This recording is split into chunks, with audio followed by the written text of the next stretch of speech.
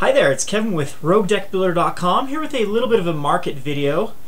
This is going to be a little bit different from the past market videos. I'm just going to be musing over the possible runaway Magic the Gathering inflation or the potential bubble that we are in at the moment, which is a little bit concerning to me.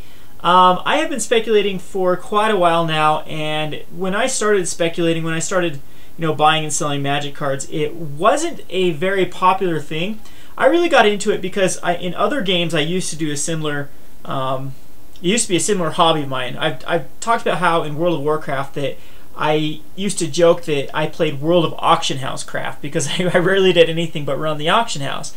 And so when I got into Magic again, I naturally kind of gravitated. I've always been interested in markets and whatnot. So I would like to say that I was the exception, not the norm. The majority of players were actually just Magic players, and the rarity was actually the speculators, and that was kind of left towards the companies and just a few other savvy individuals. But if you've been on Reddit lately, the MTG speculation or MTG finance subreddit has just gone crazy, as well as some of these other more well-known speculators. Their websites and their blogs and their Twitter accounts and whatnot have just exploded, as well as it seems like almost every Magic player has become a speculator. And there's been a few good articles. I think Corbin Hostler, he actually did an article about how Magic has kind of forced us into everyone to be a speculator due to how expensive the cards have been getting.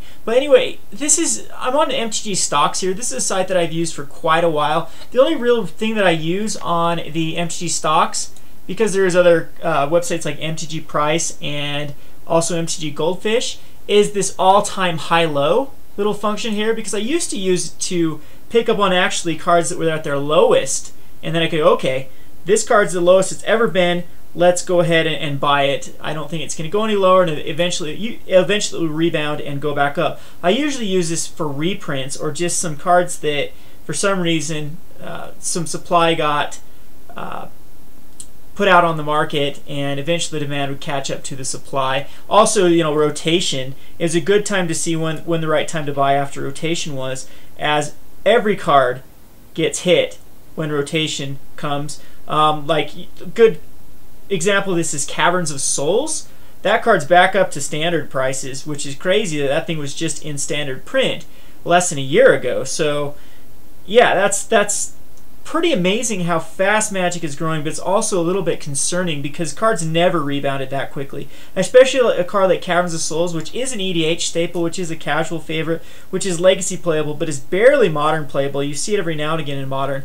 And so there really isn't a huge market for the card, but just the increase of players and everyone speculating like crazy has just created this market we've never seen before for Magic the Gathering cards. So anyway, this is what concerns me. When I used to use this site, the all-time high and low were pretty much even.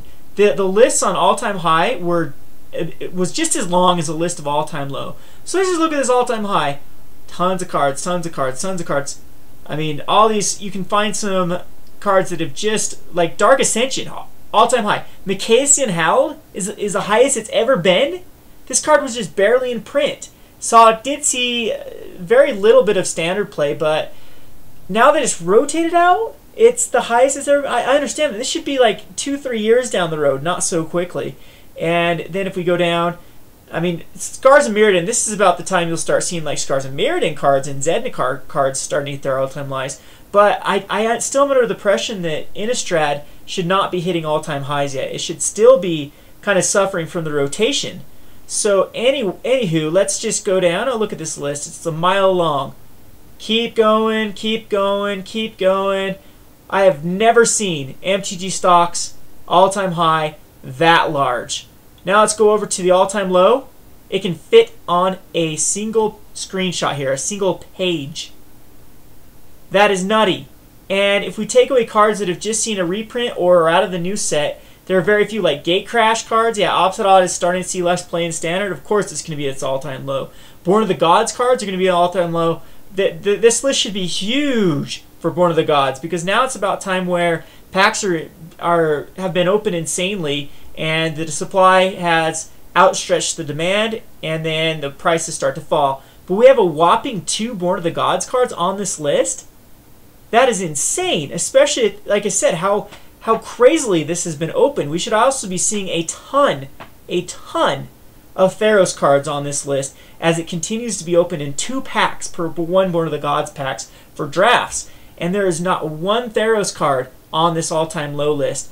Now, usually we see some like cards here and there from older sets, but again, Remand, that of course that's a dub because it is everyone is dumping their remands because of the new Jace versus Vraska. This looks like it's a pre-order. Is the deck even out yet? I can't remember when this deck comes out yet, but yeah, this list should honestly be a lot bigger than it is. One card that I do like to say that I do think is a good spec target is Baleful Strix.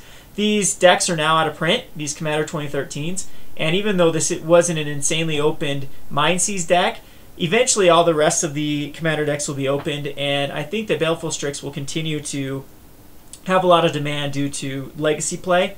And maybe I would wait till Baleful Strix goes down a little more, and then it's the time to buy in the Baleful Strix. And Gifts Ungiven is actually a pretty decent card as well, because I think that Gifts Rights is just one major tournament from actually becoming a highly speculated deck in Modern again. And we saw the Amina Vigor decks and the Storm decks go crazy. If the Gifts deck would have actually done well at the Pro Tour, that deck would have gone crazy. And Gifts Ungiven is a 4 of in that deck. The banning a Deathrite Shaman helped and hurt it, because you cannot exile the combo with the opposing Deathrite Shaman, but you don't have the acceleration that your Deathrite Shaman actually offered you. So you have to use more awkward cards like Birds of Paradise and the Noble Hierarch. But anywho, yeah, this is just crazy. I don't know what to say here.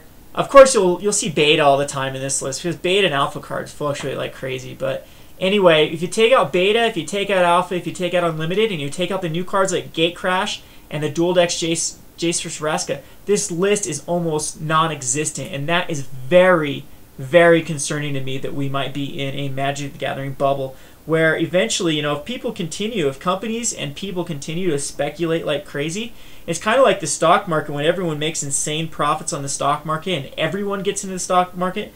Eventually, there's not enough demand for things, and then it crashes. So I'm a little bit worried about this runaway inflation, this runaway potential bubble we're in. So keep that, definitely keep that in mind before you start heavily speculating into cards. I would stick to the staples and low supply of EDH type staple cards, as well as I don't know how much longer Magic can continue this 20% per growth rate that we've been seeing. And with Magic the Gathering's willingness to reprint cards like crazy, the growth is just too fast. I don't know what else to say. Anyway, I'd appreciate your comments. If you think we're in a Magic bubble or runaway inflation, let me know in the comments section below. This has been Kevin with RogueDeckBuilder.com.